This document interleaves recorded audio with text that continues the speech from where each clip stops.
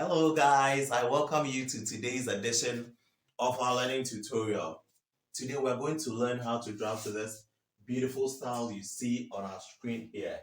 This is a Victorian corset with an exaggerated trendy puffed sleeve and then also an extension on the waistline like a gore. And so this is what we're going to do today. If you want to learn how to do this from A to Z, then don't go nowhere. Stick and say, let's learn this.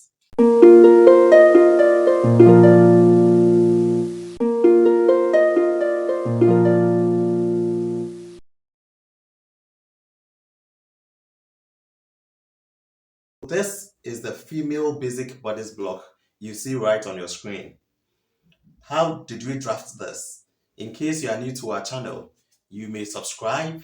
After that, enter our description box and then you see a link that teaches how to draft the basic bodice block for the female in our description box. Alternatively, you can check our screen. There is a clickable link placed where you can as well click it and then have a view as to how we drafted the female basic bodice block.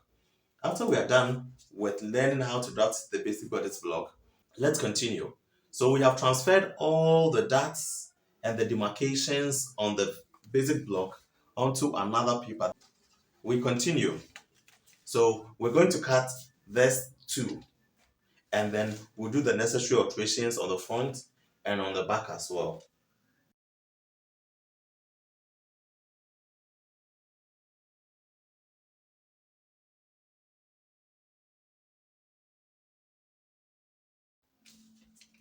We are done with cutting our basic bodice block and transferring it onto another paper, and then we've as well cut it. What you're going to do is the extensions and the various manipulations we talked about. We'll place this another brown paper beneath it, and then we tape it all together. From the shoulder to the hip is 24, and so adding our various seam allowances to it, we get 8 inches below the waistline, meaning this is our hip line, and this one I'm going to mark here is our under bust line. The hip is 40 divided by 4 will give us 10 plus seam allowance of 1 inch, which was added to the rest of the bodice, so we'll make it 11.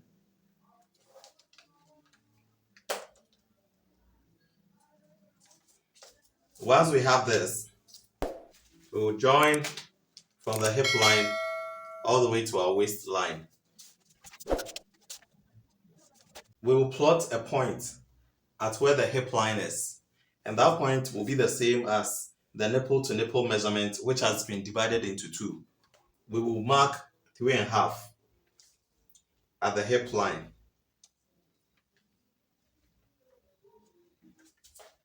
After doing this, we will join this very point, that is where the waistline ended.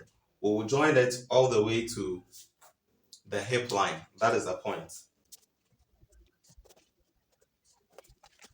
The next thing is to measure about 4 inches from the nipple upwards. This 4 inches is not same for everybody. This 4 inches is the measurement that you are making sure that measuring from the nipple towards the top, how many inches covers the person's bust. That is as much as she wants it. And so there are people who may be busty, but then because they would want to expose a bit of their bust or their breast, they may not go up that much. And so if you would want to cover everything, then you may need about 4 or 5 inches, depending on the person's bust measurement. With this very dummy we're using, from the shoulder to nipple, moving upwards by 4 inches, it is presumed that it would cover the bust enough.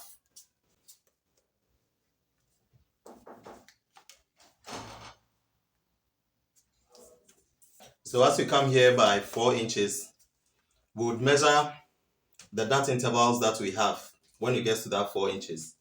And then we get somewhat around the region of 7, 8. let's assume it's 1 inch. And so we need 2 inches on top here. So what do? We move towards the armhole area by half of an inch. And we do same for this very part as well. And so with these 2 points, we'll join each of them to where the shoulder dart ended. We would move from the shoulder to nipple. This is the bust point line. We move from here to the top by 2 inches, 1 inch, 1.5 inches. It all depends on how deep you'd want to cut the cleavage. And so if you'd want to expose more of the breast, it means you'd come down. You'd make the figure a bit smaller. If you'd want to cover more, it means you'd have to go up the more. And so with this, we want to make it 2 inches. And so this is where the bust point is. We move upwards by 2 inches. And this is where the 2 inches lands us. With this, we have to join from this point. We'll join from that point all the way to the 2 inches that we moved from the bust point line.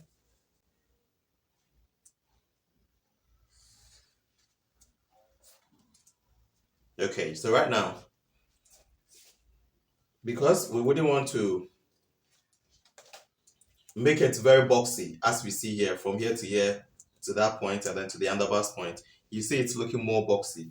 We don't want that. We want it to look a bit curvy, and so this is what we do. We refine our points. And so we're using the curve to make our points a bit refined, as you can see here. Right. We do same for the other point as well.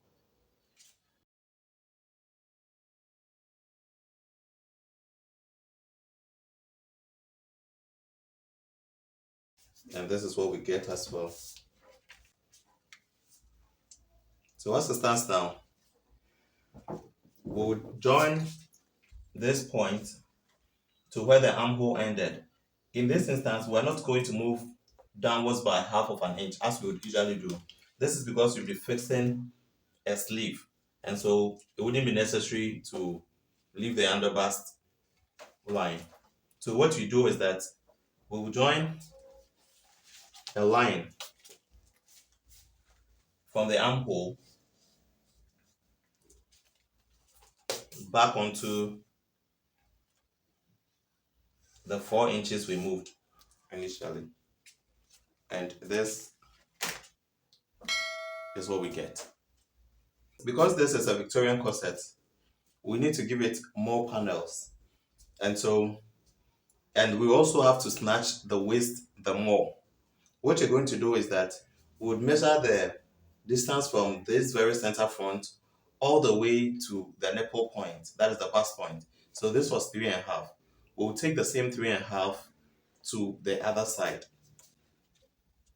We measure 1.5 inches from the waistline where the dart meets the waistline by 1.5 inch. After that, we draw a line from the bust point line through the waist all the way to the hip line. Because we want to snatch the waist the more, we would mark half of an inch on the waistline. And then draw a line touching the bust point line here to the waistline and all the way to the hip. This also cinches or clenches the waist a little bit more. We're coming to mark something similar at this point. Mark 1 inch from the hip line from the center front, and then at this point too, you mark 1 inch. We draw a straight line.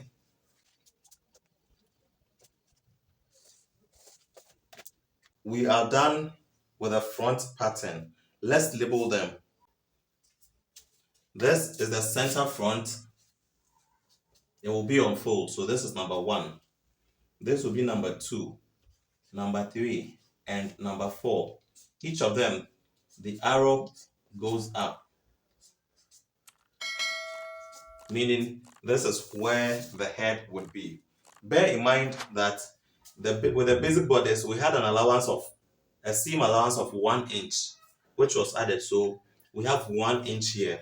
So when we are going to join the various parts, we wouldn't add any seam allowance to this very side, to the side seam, because we already have 1 inch seam allowance added. But then with the rest of the patterns, which we would be going to join the pieces together, it means we would add seam allowances to each of them, in between each of them. We want to curve this very portion because the dress is not up to the hip. It is only the center front that dips into the hip area. And then as it goes up on the side, you see this V shape that is going up towards the upper hip, right? And so this is what we're going to do. We're going to move 3 inches on the side.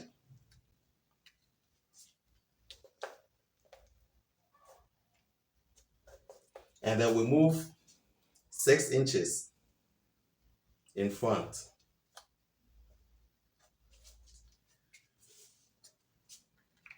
We are going to draw a line that gives us the V shape in front.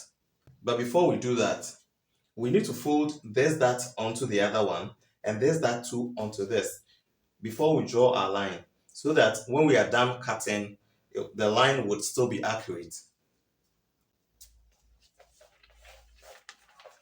In between this and this, there's no dart, but there's a dart here, there's a dart here. Let me mark the areas where there's dart.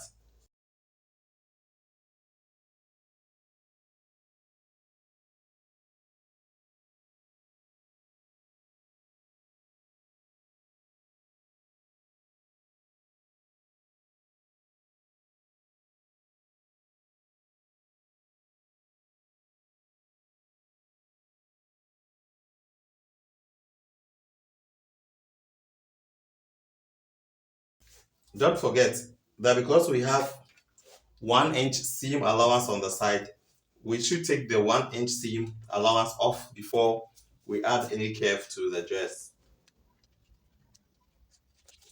Meaning our curve will start from here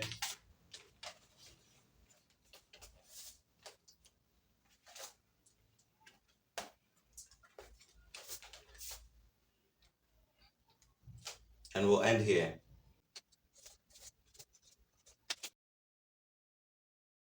Let's do the cutting of the front pattern.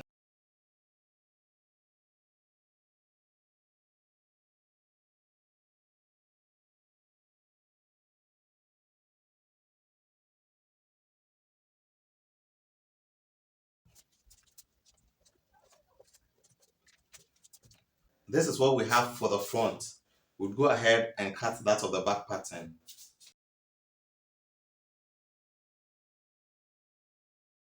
Okay, so we move 8 inches downwards as we did for the front. The hip divided by 4 plus the seam allowance.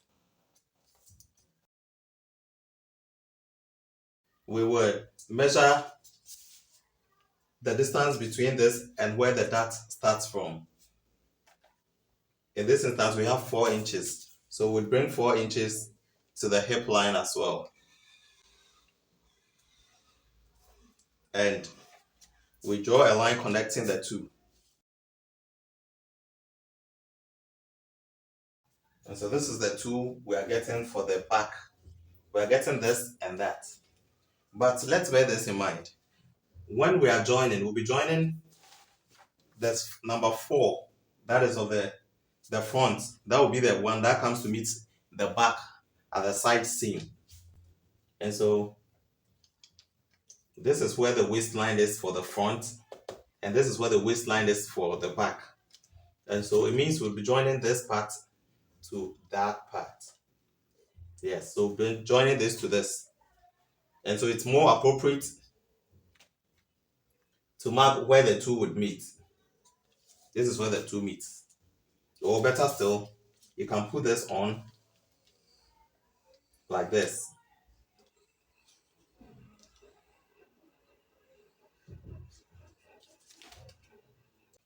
What you're going to do next is to fold this dot line onto this dot line.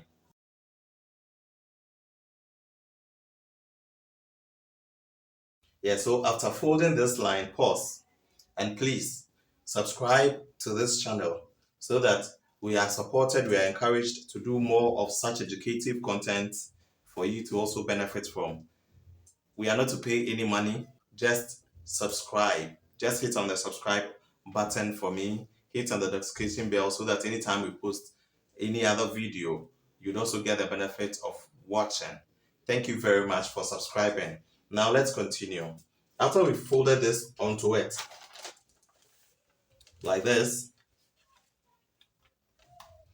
we would want to make the back a little shorter than that of the front. So from this 3 inches we are getting from this waistline to the hip, we would mark 2 inches.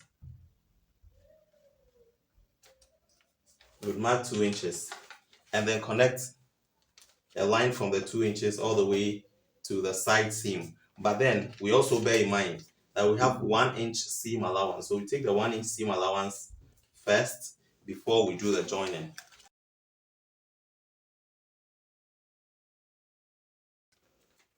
We can cut.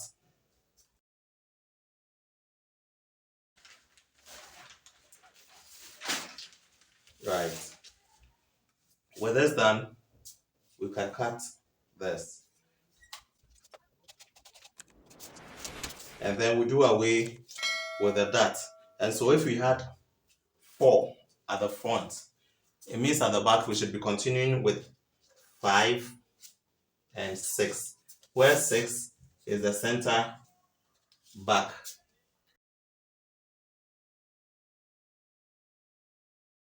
Let's align them all. We're taking this to our fabrics and then we'll cut. Bear in mind, it's more appropriate to cut on a violin first, so that you use the violin to cut on the lining. And after the lining, you go onto the self. Okay, lest I forget, before we take this to our violin and then our garment to cut, we should also bear in mind that with the center back, we're going to lace this dress. And because of that, we need to take off 1.5 inches.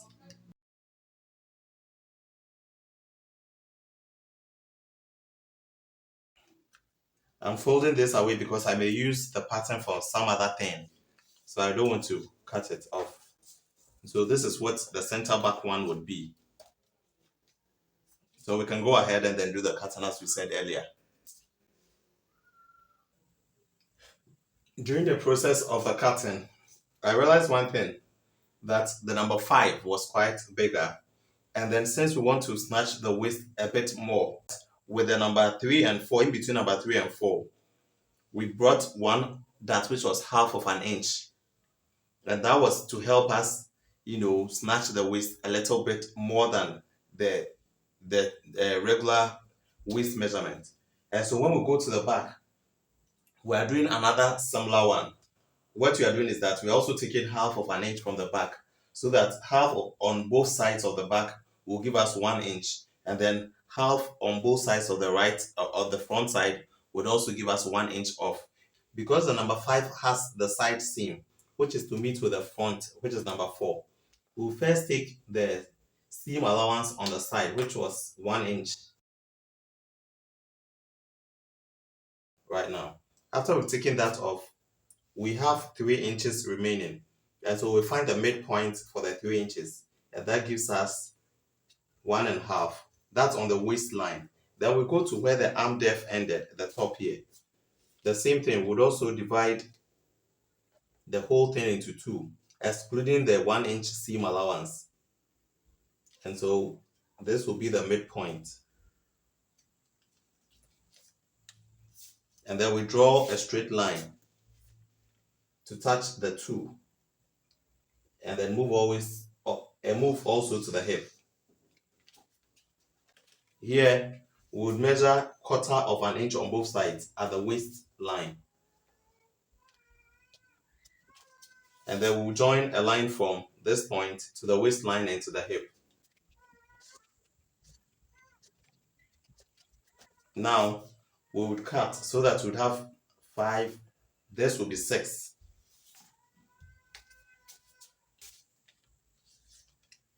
and what we had as 6 will then become our 7, and so we can go ahead and cut.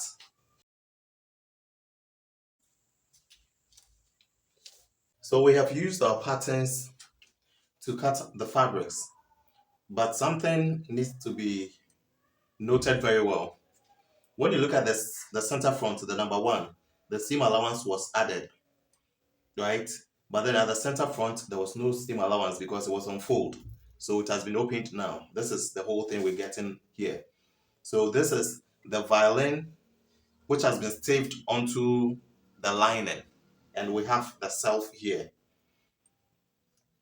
Also, when we go to number 2, both sides, both the left and then the right side, we had seam allowances added. I added 1/4 inch because that is the seam allowance I would be sewing. When we go to 3, it's the same thing. On both the left and the right hand side, we added our seam allowances. But then with the fourth one, because I had already added the 1 inch seam allowance to my basic block, which I did not take off when I was drafting this, it means I have that 1 inch seam allowance still embedded in the number 4. The same thing applies to the number 5, which is the first part of the back, which is also going to be joined to the number 4 on the side seam. So with these two, no seam allowance was added at this inner part. But then on the other part, which was joining to the front for this one, and the other ones which were joining to the back here, we added our seam allowances to it. So this is where it is placed. The seam allowance is up only here, and for the front to the seam allowance is only here. There is no seam allowance here, so please take note of this for me. With the others, the seam allowances is added on both sides, but then with the seventh one, there is no seam allowance added. This is because it is the center back, and we're also going to lace it at the back. Because of that, we had even taken 1.5 inch off so that there is some space left at the back, and it all helps in snatching the waist the more. So this is it. We're going to sew them together. So as it stands now, we pick this, for instance. This is number 1, and then we put number 2 here. That is for the lining. This is also number 2. That is why it's very good to number them. It's for easy identification. We place this here too, and then we'll go and stitch. Then we put number 3. So by the time we are done, we should have all the front, that is for the lining. We should have everything sewn, and then we go to the back, we do the same. Okay, so we have gone to stitch the pieces together. So this is our lining.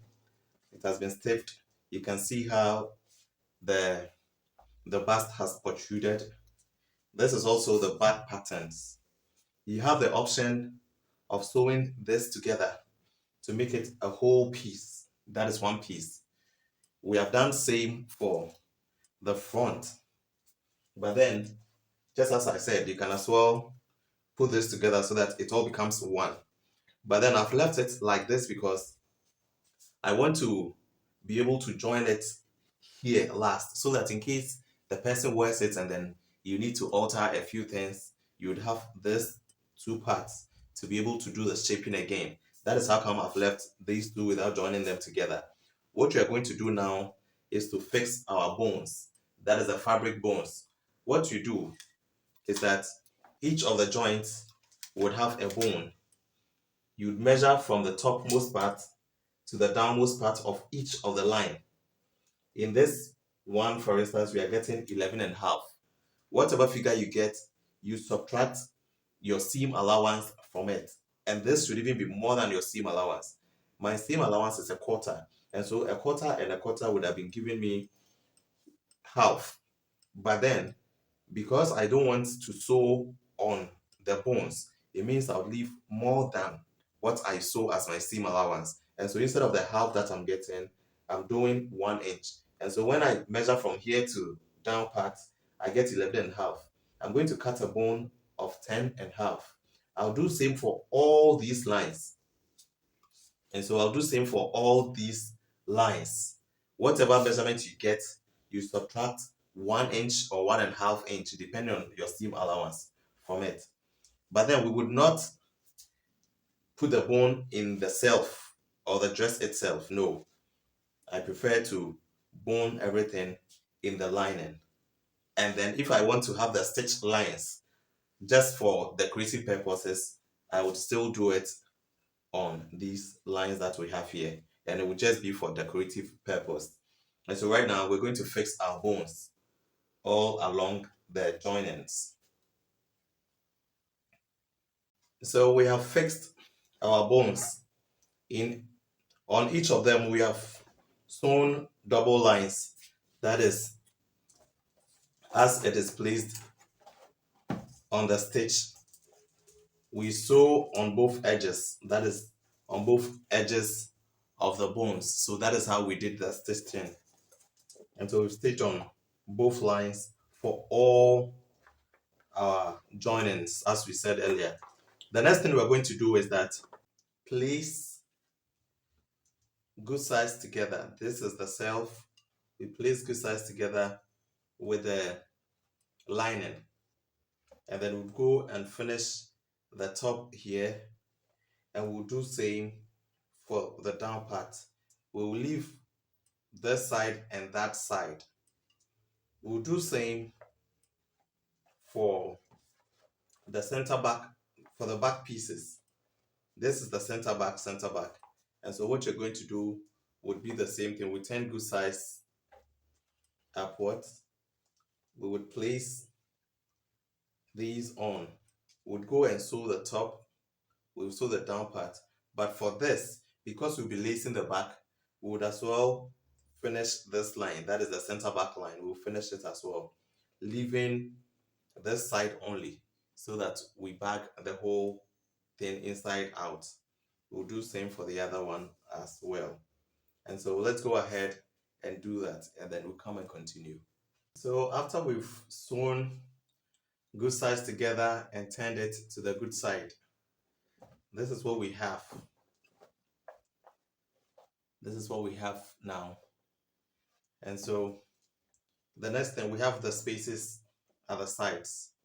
This is the back, we have the space here. What you're going to do right now is to do an overlock or neatening at the edges. And once we are done with that, we'll come and put the good side of the side, the back, to the front, and we'll do same for this part as well. And when we do that, we are done with this part, which is the Victorian corset. We'll then do the additions. Thank you so much for staying tuned till this time. I'm very, very, very grateful. This video is in 3 sections. We have the Victorian corset aspect, we have the puffed sleeve, and then we have the gore aspect as well. I want you to watch all these 3 videos. Look at the screen, click on it, follow, and then watch all. Subscribe to our channel, and then recommend. Keep your comments coming. Thanks.